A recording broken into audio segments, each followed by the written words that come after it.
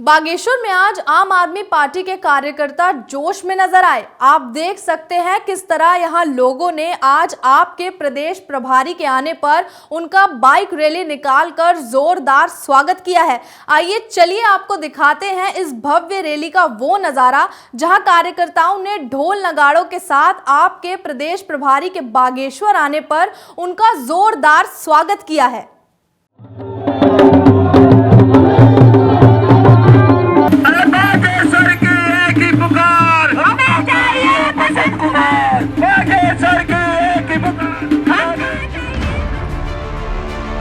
प्रदेश में 2022 के चुनावों को लेकर आम आदमी पार्टी कमर कसकर तैयारियों में जुटी हुई है। वहीं इस तैयारी का ताजा असर बागेश्वर जिले में देखने को मिला, जहां आज आप प्रदेश प्रभारी दिनेश मोहनिया के बागेश्वर पहुंचने पर कार्यकर्ताओं ने जोरदार बाइक रैली निकाली। इस दौरान कार्यकर्ताओं ने ढोल नगाड़े बजाकर प्रदेश प्रभारी का जोरदार स्वागत किया। बसंत कुमार जी जिंदाबाद जिंदाबाद, बसंत कुमार जी जिंदाबाद जिंदाबाद। प्रदेश प्रभारी के आने पर बागेश्वर में विशाल जनसभा का आयोजन किया गया। इस मौके पर जनसभा में मुख्य अतिथि के तौर पर आपके प्रदेश प्रभारी दिनेश मोहनिया ने शिरकत की। कार्यक्रम के दौरान प्रदेश प्रभारी ने कहा कि उन्हें प्रदेश भर में लोगों के बीच आम आदमी पार्टी के लिए जोश देखने को मिल रहा है और इससे साफ अंदाजा लगाया जा सकता है कि इस बार भाजपा को प्रदेश में आम आदमी पार्टी सीधी टक्कर दे रही है। साथ ही उन्होंने कहा कि आम आदमी पार्टी पूरे प्रदेश में चुनाव की तैयारियों में लगे होने की बात कही। या लैंडस्लाइड इत्यादि के कारण क्या आप कोई ऐसा विजन रखेंगे जिससे मुझे लगे कि आप जोर बढ़ाने वाले हैं? निश्चित तौर पे जब मैंने आपको बुलाया कि हम जिस भी सॉल्यूशन की बात करते हैं, जिस भी समाधान की बात करते हैं, तो समाधान कैसे होगा और उसकी निटिग्रिटीज कैसे होंगी वो एक एक डिटेल में आपके सामने रखेंगे। केवल ये कहने से कि रोजगार पैदा कर दिया जाएगा, रोजगार पैदा नहीं होने। हमें ये भी अपने वोटर को बताना पड़ेगा कि रोजगार कैसे पैदा होगा और रोजगार लोगों को कैसे मिलेगा। और मुझे लगता है कि जब तक हम ये नहीं बता पाएंगे तो हमारी क्रेडिबिलिटी पे लगातार क्वेश्चन मार्क रेज होते रहेंगे। हमारा ये मानना है कि जब हम लोगों को समझाने में कामयाब रहेंगे कि हम क्या करेंगे और कैसे करेंगे, तब लगता है कि हम लोग हमारे साथ जुड़ेंगे और निश्चित तौर पर समाधान भी निकलेगा। आपकी स्थायी राजधानी कौन सी होगी? भाजपा की स्थायी राजधानी देहरादून है। देखिए देहरादून आपकी कौन सी होगी? देखिए, हम जब राजधानी की बात करते हैं तो हम दो तरीके से इस चीज़ को देखते हैं। हमारा ये मानना है कि लोगों की भावनाएं गैरसैंण परमानेंट राजधानी होनी चाहिए, निश्चित तौर पे होनी चाहिए। लेकिन जब हम ये बात करते हैं कि सुविधाओं की, तो हमारा ये मानना है कि जनता को सरकार के पास नहीं जाना चाहिए, सरकार को जनता के पास जाना चाहिए। जब एक विधायक वोट मांगने के घर घर जा सकता है तो काम करने क्यों नहीं जा सकता? दूसरी पंक्ति में आप भाग रहे हैं। नहीं, दूसरी पंक्तियों भाग नहीं रहे। मैं ये कह रहा हूँ, मैं आपको क्या कह रहा हूँ, मेरा ये कहना है कि किसी भी नागरिक को राजधानी क्यों जाने की जरूरत पड़े। जैसे हम दिल्ली में डोर स्टेप डिलीवरी दिला रहे हैं, मान लीजिए आप वहाँ पर अगर आपको एक बर्थ सर्टिफिकेट बनाना है तो आपको सरकारी अस्पताल, सरकारी हम राजधानी जाएंगे ना। अगर आप डोर सर्टिफिकेट नहीं बनाएंगे तो धरना देने हम राजधानी जाएंगे। निश्चित तौर पर हमने कहा मेरा ये मानना है कि जनता को क्यों जाना चाहिए। आप एक तरफ तो राजधानी की बात कर रहे हैं भाजपा के शासन में कि परमानेंट राजधानी बननी चाहिए, दूसरी तरफ जब एक लोग रोड के लिए वहां पर जा रहे हैं तो आप उन पर लाठी चला रहे हैं। तो ये कैसी राजधानी आप बना रहे हैं जिसमें लोग अपनी बात भी नहीं रख पा रहे। मुझे लगता है निश्चित तौर पे जो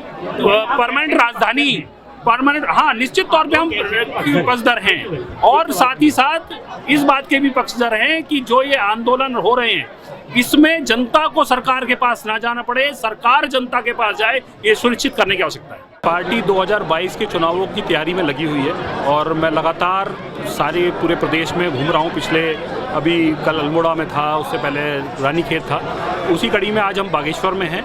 और मेरा ये मानना है कि जिस तरीके का प्यार और आशीर्वाद जनता में और जो उत्साह हम देख रहे हैं, निश्चित तौर पे 2022 के चुनाव काफ़ी रोमांचक रहने वाले हैं। और जहाँ तक हमें लगता है ये पूरा की पूरा जो चुनाव है ये केवल भारतीय जनता पार्टी और आम आदमी पार्टी के बीच में समेट के रह जाएगा। पूरे के पूरे चुनावी परिदृश्य में कांग्रेस कहीं भी दिखाई नहीं दे रही है, क्योंकि उनकी अंदरूनी लड़ाई इतनी ज़्यादा तेज है कि वो चुनाव लड़ने की और चुनाव तैयारियों में से ज़्यादा अपने से लड़ने में व्यस्त है। साथ ही साथ मैं कांग्रेस से पूछना चाहता हूँ कि वो लोग उन्हें वोट क्यों दें। क्योंकि उनका ये पता नहीं है कि आज आप कांग्रेस को वोट करेंगे, उसके 15 दिन बाद उनका पता लगा कि विधायक था वो भाजपा में सम्मिलित हो गया। और इसके उदाहरण आप कर्नाटक में देख चुके हैं, मध्य प्रदेश देख चुके हैं, राजस्थान, बहुत उदाहरण है। और मेरा तो कांग्रेस को अब सलाह है कि ये जो रोज जो फुटकर में विधायक बेचे जा रहे हैं और खरीदे जा रहे हैं, इससे अच्छा है कि एक बार थोक में कांग्रेस से सब सौदा कर ले, पैसे भी अच्छे मिलेंगे और पूरी की पूरी जो पार्टी है उसे भाजपा को बेच दे। भाजपा के पास बहुत पैसे हैं पूरी की पूरी पार्टी खरीदने के लिए। साल 2022 को लेकर क्या आम आदमी पार्टी की तैयारियां हैं? देखिए, तैयारियों का विषय जहाँ तक है, आप देख ही रहे हैं कि जनसभाएं भी चल रही हैं, साथ ही साथ संगठन का काम भी बड़ी तेज़ी के साथ चल रहा है। हम आम आदमी पार्टी की नीतियां और पार्टी के कार्यक्रम जो है वो बूथ स्तर पे कैसे जाएं, ये इंश्योर कर रहे हैं कि बूथ स्तर तक हमारे वो पहुंच, हमारी जो एक तरह से कम्युनिकेशन है वो बूथ स्तर तक बननी चाहिए, उसके ऊपर काम हो रहा है। बूथ प्रतिनिधि नियुक्त किए जा रहे हैं। साथ ही साथ जो अभी आपने देखा, एक कार्यक्रम हमने लॉन्च किया था उत्तराखंड में भी केजरीवाल, जिसमें कि 70 की 70 विधानसभाओं में वीडियो वैन लेके जा रहे हैं गाँव-गाँव, और जो हमारा विजन है, जो पार्टी का जो नीतियाँ हैं उसको लोगों के बीच में लेके जा रहे हैं। कार्यक्रम के दौरान कार्यकर्ताओं में जोश भरते हुए आपके प्रदेश उपाध्यक्ष बसंत कुमार ने कहा कि आम आदमी पार्टी प्रदेश में लोगों को एक साथ करके इसे एक समृद्ध प्रदेश बनाएगी। साथ ही उन्होंने कहा कि प्रदेश में आपकी सरकार आने के बाद लोगों की मूलभूत आवश्यकताओं पर काम किया जाएगा। इसके अलावा उन्होंने अपने संबोधन में राज्य से भ्रष्टाचार और भिन्नता बढ़ाने वाली सरकारों को उखाड़ कर बाहर फेंकने की बात कही। बागेश्वर के ऐतिहासिक प्रांगण नुमाइश खेत में आयोजित इस जनसभा में हमारे आज के मुख्य अतिथि दिल्ली प्रदेश के तीसरी बार के विधायक संगम बिहार से, और संगम बिहार में आप लोगों को बता दूं वो जगह जहां अगर दिल्ली प्रदेश में उनसे पहले जब नाम लिया जाता था कि जो सूखा विधानसभा है, जहां पानी की सबसे बड़ी किल्लत है, तो वो विधानसभा संगम बिहार हुआ करती थी। लेकिन उनके कदम, उनके चरण पड़ते ही, उनको वहां का चार्ज मिलते ही आज बेहतर रूप से उस विधानसभा में पानी की पूर्ति की जाती है। और उत्तराखंड के प्रभारी के रूप में उनको दायित्व मिला हुआ है। यहाँ भी वो अपना कार्यभार पूरे सुचारू रूप से संभाल रहे हैं। पूरे उत्तराखंड में आम आदमी पार्टी की लहर दौड़ाने में उन्होंने कोई कसर नहीं छोड़ी। आज बागेश्वर की पावन धरती पर, बागनाथ की नगरी पर उनके चरण कमल पड़े हैं, और उनके लिए जो सभी लोगों ने अपना महत्वपूर्ण समय देकर बागेश्वर के कोने कोनों से आप लोगों ने आकर यहाँ पर अपनी उपस्थिति दी है, आपकी तरफ से उनका आभार व्यक्त करता हूँ और आप सभी लोगों का दिल की गहराई से स्वागत करता हूँ, अभिनंदन करता हूँ साथियों।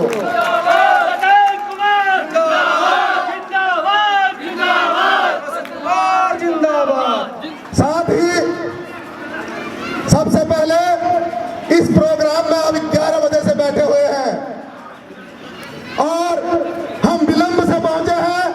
इसके लिए मैं आप सभी लोगों से माफी चाहता हूं। आपका ये स्नेह प्यार, आपका ये अपनापन, आपका ये भाईचारा, अपने परिवार के सदस्य की तरह जो अपना प्यार आप मुझे देते हैं, मैं आपका जीवन भर ऋणी रहूंगा साथियों। और मैं इस मंच से आपसे वादा करता हूं, इस मंच से आपको वचन देता हूं, आपके दुख तकलीफ में, आपकी परेशानियों में, आपके परिवार की सदस्य की तरह मैं हमेशा आप लोगों के बीच में खड़ा रहूंगा। ये वचन आप लोगों को देना चाहता हूं। साथियों, इंसानियत, मानवता, भाईचारे का ये सफर आगे बढ़ता जा रहा है। बागेश्वर विधानसभा में लगभग 1.25 लाख वोटर और लगभग 2 से 2.5 लाख जनसंख्या है, और पूरे बागेश्वर जिले की संपूर्ण जनसंख्या से कहना चाहता हूं, बागेश्वर जिला ही नहीं उत्तराखंड प्रदेश की जनता से कहना चाहता हूं कि ये प्यार स्नेह, ये एकता, एक दिन हम आपस में मिलजुल कर इस उत्तराखंड प्रदेश को दुनिया का सबसे बड़ा प्रदेश बनाकर दिखाएंगे। आपका प्यार स्नेह का मैं जीवन भर ऋणी रहूंगा, क्योंकि मैं बता देना चाहता हूं, आज आप लोगों के माध्यम से आपने मुझे एहसास दिला दिया। मैं उन लोगों को कह देना चाहता हूं, जो इस देश को, इस प्रदेश को, हमारे भारत की जनता को अलग अलग टुकड़ों में बांटकर अपनी राजनीतिक रोटियां सेकने का काम करते हैं, मैं उनको बता देना चाहता हूं कि नफरत से, बैर से हमेशा बैर बढ़ता है। आप लोगों को एक नहीं कर सकते हो। हम प्रेम को फैलाने वाले लोग हैं, हम प्रेम को स्थापित करने वाले लोग हैं और प्रेम छोड़ने का काम करता है। हम उत्तराखंड के प्रदेश की जनता को, इस बागेश्वर की जनता को आपस में एक दूसरे के दिलों से दिल को जोड़ने के लिए आए हैं। हम सबको एक करके दिखाएंगे, ये वचन हम देना चाहते हैं।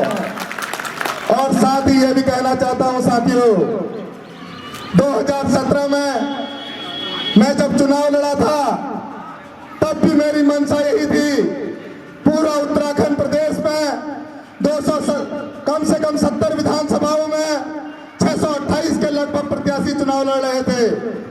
लेकिन मैं भी चुनाव लड़ रहा था उस टाइम पे जब मुझे पता चला कि विधायक को सैलरी भी मिलती है। पारिवारिक तरीके से मैं सक्षम था, संपन्न था और मेरे बच्चों का खर्चा, क्योंकि मेरे बच्चे सोने के बिस्किट नहीं खाते हैं साथियों, मेरे बच्चे भी वही खाना खाते हैं जो इस देश के सभी के बच्चे खाते हैं। इसलिए मुझे भ्रष्टाचार नहीं करना है, मुझे बेईमानी नहीं करनी है, क्योंकि मेरा विजन क्लियर है, मेरी सोच साफ है कि मुझे अपने बच्चों को सोने के बिस्किट नहीं खिलाने हैं। और मैं इवन आपको यहां तक बताता हूं कि 2017 में जब मैं चुनाव लड़ रहा था तो मुझे जब पता चला कि विधायक को सैलरी मिलती है तो मैंने कहा कि जब विधायक को सैलरी मिलती है, उसको सेवा का पैसा मिलता है, राजकोष से मिलता है, तो वो पूरे शिद्दत से जनता की सेवा क्यों नहीं करता? ये दुख की बात है। मैं उन विधायकों को बोल देना चाहता हूं, उत्तराखंड प्रदेश में जो 70 विधायक असेंबली में पहुंचे हैं, मैं उनको बता देना चाहता हूं, जो समय समय पर जनता को ठग कर आगे बढ़ते रहते हैं, मैं उनको बता देना चाहता हूं कि विधायक मालिक नहीं बल्कि जनता का नौकर होता है। और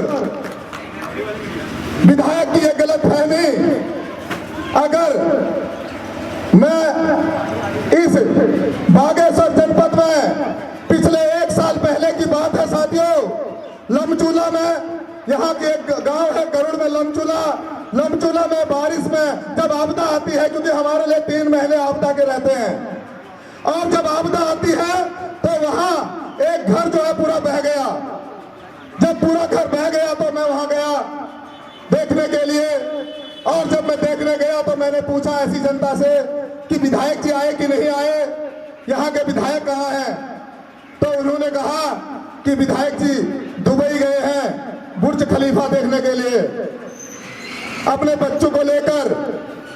साथियों, जब मैंने ये सुना, हम गरीबों का छोटा सा बुर्ज खलीफा होता है, जो हमारा घर होता है, वो हमारा मंदिर होता है, वो भी बरसात में हमें संभालना पड़ता है, वो बह जाता है।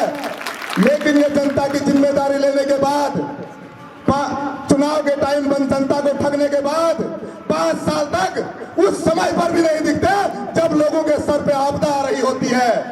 इसलिए मैंने संकल्प लिया कि अगर बागेश्वर विधानसभा की जनता अगर आने वाले समय में मुझे ऐसी सेवा का मौका देगी तो मैं 5 साल न अपने खर्चे से, न सरकारी खर्चे से, किसी भी खर्चे से कोई विदेश दौरा करने का काम नहीं करूंगा। अपनी जनता के बीच में रहकर उनका सुख साझा करने का काम करूंगा। तो देखा आपने बागेश्वर में आम आदमी पार्टी के प्रदेश प्रभारी के आने पर किस तरह उनका स्वागत किया गया है। कार्यकर्ताओं के इस जोश को देखकर आप साफ अंदाजा लगा सकते हैं कि 2022 के चुनाव में प्रदेश में बहुत बड़ा बदलाव आने वाला है। बहरहाल चुनाव का नतीजा जो भी हो, लेकिन आम आदमी पार्टी की ये तैयारियां अब सभी राजनीतिक दलों के लिए एक बड़ी चुनौती बनती नजर आ रही है। हर खबर में होगी हमारी नजर। खबरों से जुड़ने के लिए हमारे चैनल को सब्सक्राइब करें और बेल आइकन दबाना ना भूलें।